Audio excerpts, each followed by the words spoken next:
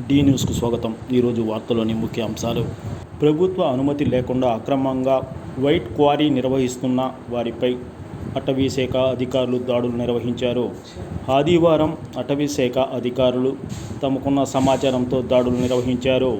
కనిగిరి మండలం నాగిరెడ్డిపల్లి బీట్ పరిధిలోని కీర్లదిన్నె నుండి నల్లకొండ రిజర్వ్ ఫారెస్ట్ కంపార్ట్మెంట్లో 464 కోసరపుకుంట రిజర్వ్డ్ ఫారెస్టులో అక్రమంగా వైట్ క్వారీ తవ్వకాలు జరుపుతుండగా దాడులు నిర్వహించారు. అక్రమంగా తవ్వకాలు నిర్వహించి తెల్లరాయిని పెద్ద ఎత్తున నిల్వ చేశారు.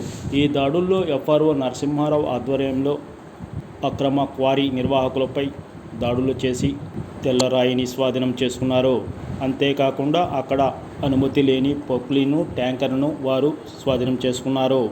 ఈ దాడుల్లో కనిగిరి అటవీ సిబ్బంది షేక్ బషీరు, వెంగళరావు తదితరులు పాల్గొన్నారు.